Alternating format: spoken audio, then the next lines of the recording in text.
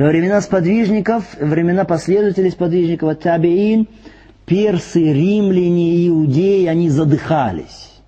Они просто задыхались от побед ислама, от побед мусульман.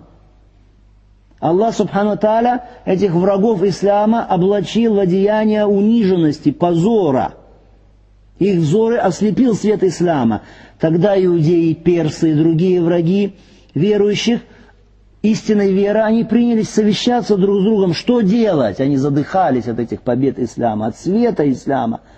Стали совещаться в своих собраниях. В их собраниях присутствовал их покровитель, их помощник Иблис. Скверный покровитель, скверный помощник. Иблис, он указал врагам ислама на то, что необходимо искать причину. Ищите причину, по которой мусульмане побеждают. Выясняйте, откуда мусульмане черпают свою великую силу. Да, враги искали, но никак не могли найти ответ. В чем сила? Почему эти победы? Тогда Иблис, их покровитель, он навел их на нужную мысль. Он сказал, эти верующие, они покорили вас тем, что является пищей их сердец. Тем, что является исцелением их душ. Тем, что они любят больше, чем собственные жизни.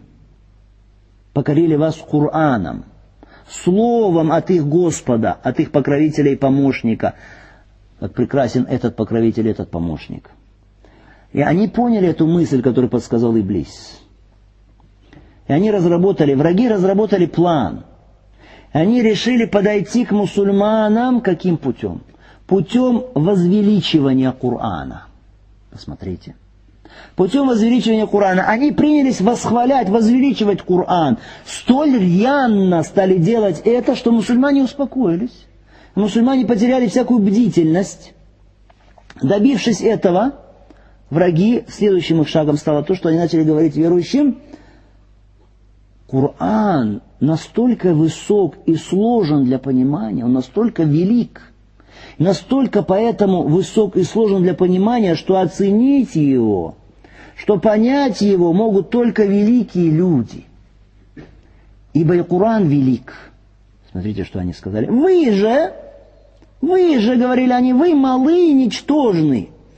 Понимание Корана доступно только некой высшей касте знающих людей. И все. Вы же можете ошибиться, читая его. Можете ошибиться в какой-нибудь букве или в каком-нибудь знаке. Тогда погибнете, все. Потеряете награду Аллаха Субхану Тааля, надежду на награду Аллаха, к которой вы стремитесь. Поэтому что для вас лучше? Лучше будет для вас, если мы для вас выберем из Корана определенные аяты в виде молитв. Вы будете их читать.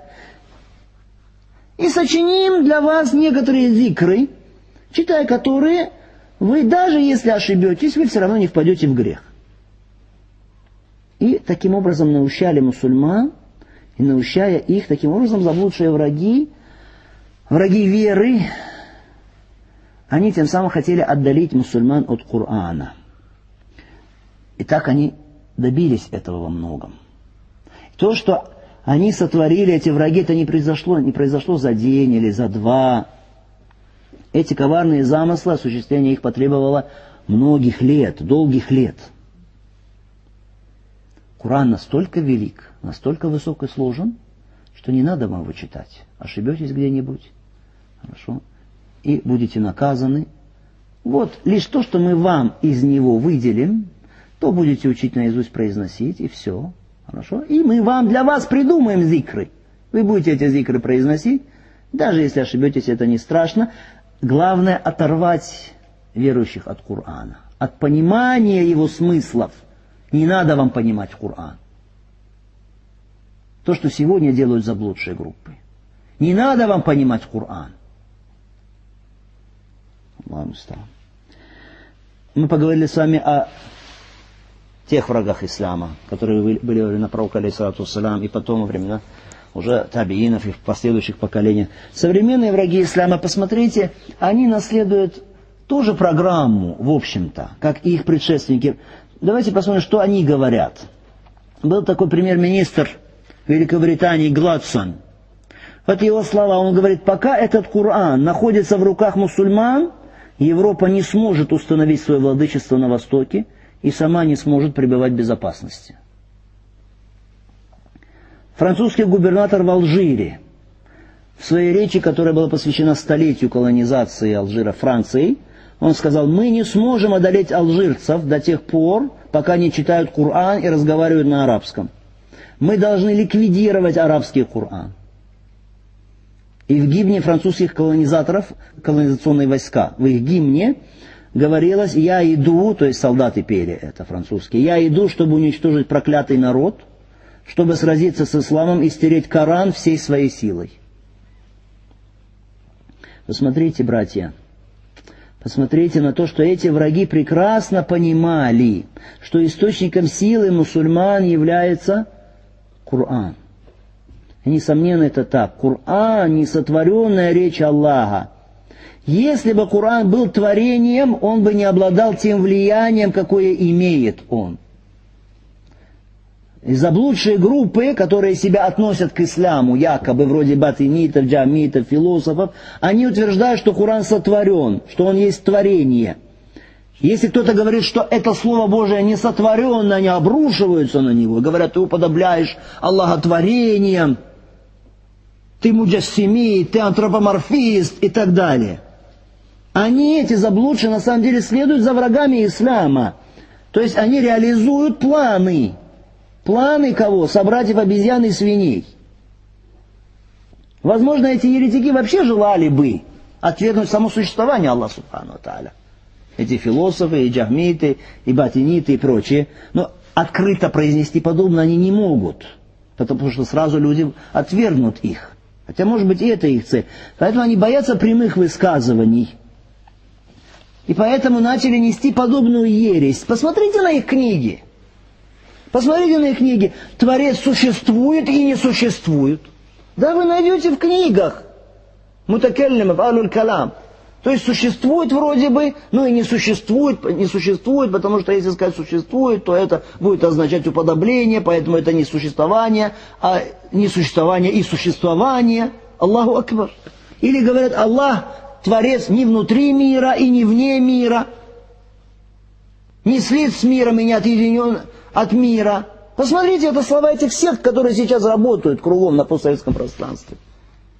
Аллах не внутри мира, не вне мира. То есть он хочет сказать нет Аллаха. Он хочет сказать нет Аллаха, просто не может сказать открыто. Слышащий, но без слуха. Видящий, но без зрения. Что эти все слова? Как нежелание разрушить ислам.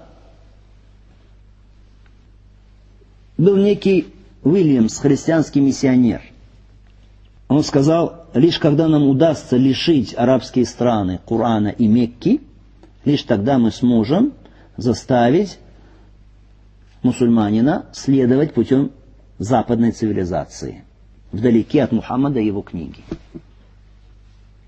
Другой миссионер Токли, он говорит, мы должны использовать Коран, который есть самое действенное оружие ислама, против самого ислама, чтобы покончить с ним совершенно. Мы должны объяснить мусульманам, что правдивое в Коране не ново, а новое в нем неправдиво. Субханаллах. Посмотрите сегодня свидетели Иеговы, которые ходят. Это их слова. Аллаху Акбар.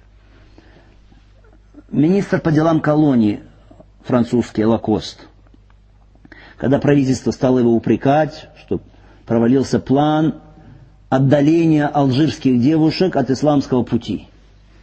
Провалился план, они стали упрекать, что он сказал, что же я мог сделать, если Коран сильнее Франции?